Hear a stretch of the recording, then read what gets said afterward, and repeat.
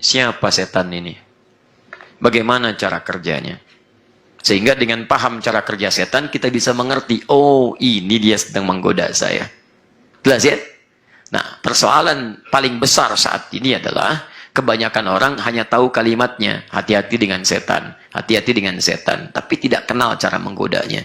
Hati-hati ya, nanti di depan, itu ada, maaf, ada banyak ranjau paku. Hati-hati ya, ada polisi tidur yang agak tinggi, tapi tidak pernah disampaikan di mana letak polisi tidurnya. Sebelah mana?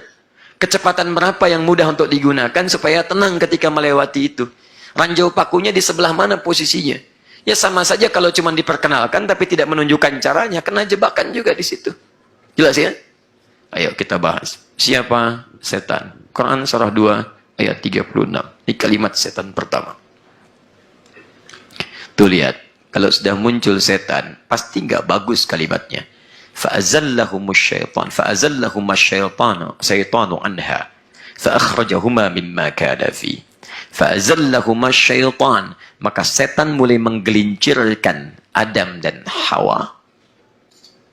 Kalau tergelincir itu, maaf, jatuh atau bangun? Jatuh, nggak ada orang bangun tergelincir. Ini saya tergelincir dulu ya. Duduk langsung bangun, tidak. Tergelincir itu pasti jatuh. Enak tidak? Tidak. Sakit tidak? Sakit. Baik, kalau jatuh ke atas, ke bawah. Ke bawah. Kadang-kadang kalimat ke bawah penting untuk disampaikan, bukan untuk menunjuk pleonasme, tapi untuk menegaskan bagaimana posisi itu terbangun. Naik ya ke atas. Emang ke atas. Ada yang naik ke bawah. Itu pleonasme dalam bahasa Indonesia. Tapi ingat dalam bahasa Arab, memahaminya jadi taukid nantinya. Taukid itu penguat. Adam tinggal di surga. Nikmatnya luar biasa. Tapi lihat bahasa Quran, majasnya indah. Dijatuhkan oleh setan, terpeleset, tergelincir, jatuh ke bumi. Dikirim tugas kemudian untuk ke bumi. Keluar dari kenikmatan surga. Jadi kalau orang sudah terjatuh dari rahmat Allah subhanahu wa ta'ala, maka dia akan menjauh dari berbagai kenikmatan-kenikmatan. Siapa yang menjatuhkan, mempelesetkan? Setan. Saya mau turunkan dulu, baru kemudian kita definisikan kalimat setan dalam bahasa Arab. Siapa setan ini? Mulanya adalah iblis. Iblis yang tidak ingin sujud sebagai penghormatan kepada Adam. Quran, surah kedua, ayat 34. Jadi, setan itu bermula dari iblis. Lihat baik-baik, teman-teman. وَإِذْ قُلْنَا لِلْمَلَائِكَةِ اسْجُدُوا لِآدَمَ فَسَجَدُوا إِلَّا إِبْلِيسَ. Ketika kami perintahkan kepada para malaikat dan kalangan jin yang hadir pada saat itu, ketika Adam diperkenalkan kepada mereka dan berbagai keistimewaannya, maka Allah meminta malaikat dan sementara kalangan jin untuk hormat kepada Adam, sujud hormat. Fasajadu, maka semua sujud. Illa iblis, kecuali iblis. Semua sujud kecuali iblis. Aba wastakbara wa kana minal kafirin. Aba, dia enggan. Aba itu penolakan yang tidak menyenangkan. Tidak menyenangkan. Kadang bisa dari gestur, kadang bisa dari pernyataan, kadang bisa dari perkataan. Ya, nggak enak. Kan ada orang yang menolak dengan gestur, dia nggak bicara, tapi gesturnya menunjukkan penolakan yang tidak menyenangkan. Pak, habis ini kita sarapan, nanti kami undang. Gitu kan? Nggak enak ya? Ada yang langsung dengan pernyataan. Ya, kadang-kadang mohon maaf, ada yang tidak menyenangkan dan sebagainya. Baik, ini aba. Dia enggan dengan respon yang tidak menyenangkan. Apa respon yang tidak menyenangkan? Istakbar, angkuh. Terlihat angkuh dia dari gesturnya, dari macam-macamnya. Wa kana minal kafirin, termasuk yang terhalang dia dari petunjuk Allah Subhanahu wa taala saat itu. Saya teruskan dulu. Siapa iblis ini? Turunkan lagi. Setan bermula dari iblis. Iblis itu siapa? Baik teman-teman, dijawab di Quran surah 18 ayat ke-50. Nah, pembuka Quran surah ke-18 ayat 50 ini sama dengan Quran surah kedua ayat 34. Hanya di ayat 34 menjelaskan karakteristik sikap dan sifatnya. Di ayat ke-50 Quran surah 18 menunjukkan siapa hakikat iblis ini. Perhatikan kalimatnya. Anda mesti ketahui dulu supaya kita mudah nanti untuk bisa menjegal berbagai tipu daya yang ditujukan kepada kita. Wa idh qulna lil malaikati isjudu li Adam fasajadu illa iblis. Sama dengan yang tadi. Dan ingatlah ketika kami firmankan pada para malaikat dan kalangan sementara jin yang hadir pada saat perkenalan Adam itu, dan menunjukkan keistimewaan dan fungsi tugasnya. Lihat kalimatnya. Kami mintakan semua untuk sujud. Hormat kepada Adam. Semua hormat sujud. Illa iblis. Kecuali iblis. Siapa iblis ini? Kana minal jinni fafasaqa an amri rabbi. Satu. Lihat baik-baik ya. Ini intinya. Kana minal jinni. Satu, ini saya garis bawahi. Sifat yang kedua, fafasaqa an amri rabbi. Fasaq an amri rabbi. Ini adalah iblis itu minal jin, termasuk kalangan jin. Asalnya jin. Siang. Awas hati-hati. Jin dalam bahasa Arab disebut dengan jin. Jika ada, ingat baik-baik, jika ada kalimat dalam bahasa Arab dibuka dengan huruf jin dan nun, artinya menunjukkan segala hal yang tersembunyi.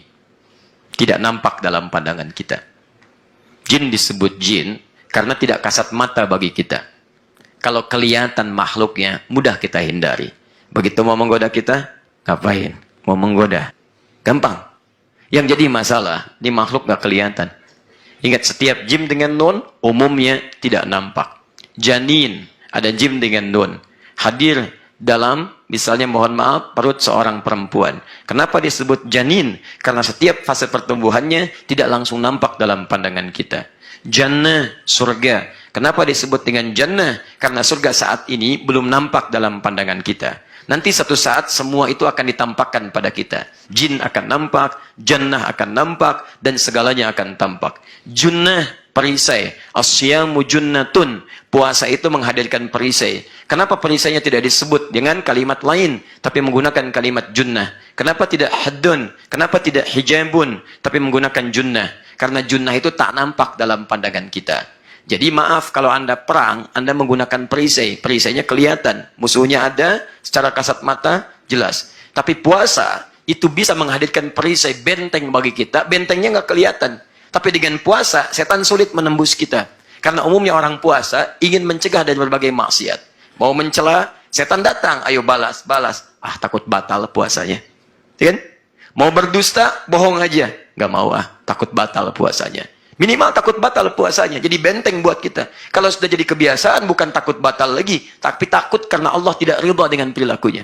Kan sering saya katakan, ini sudah jam 5, cuman 30 menit lagi mau buka. Ada yang nyela orang. Dicela. Kamu begini, begini, begini, begini. Setan bilang, ayo balas. Balas, balas. Munculkan sampai berparagraf-paragraf.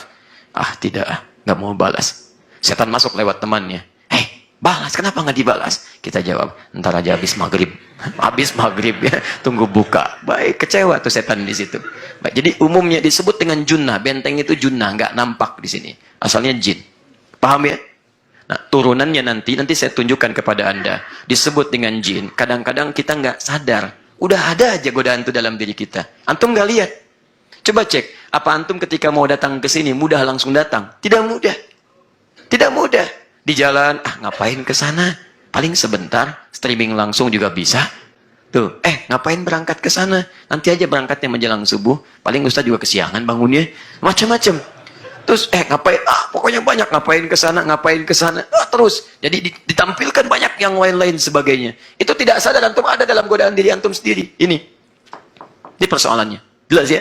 Jadi kalau Anda sedang ada bisikan-bisikan dalam diri yang mengarahkan pada hal-hal yang buruk seperti ini artinya sedang bekerja ini. Dan ini nanti cara pertamanya, fase pertama ini. Nanti saya turunkan lebih jauh. Kana minal jinni, asalnya termasuk kalangan jin, tak nampak bagi kita. Dan yang kedua, awas, sifat jin itu diciptakan dari apa? Begini.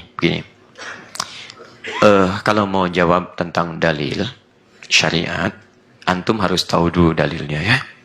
Kalau tidak tahu, antum kembali kepada ketetapan awal ya. Tidak usah mengarang, selalu ketentuannya sama. Mengarang hanya ada di bahasa Indonesia. Ya, di pelajaran itu sekarang pun sudah hampir tidak ada karena tidak banyak efektifnya. Baik, jin dicipta dari apa? Dari wallahu alam. Ayolah kembalikan. Quran, Allah yang tahu, Allahu alam. Tanyakan kepada Allah. Quran surah ke-15 ayat 27. Ternyata bukan dari api jin diciptakan.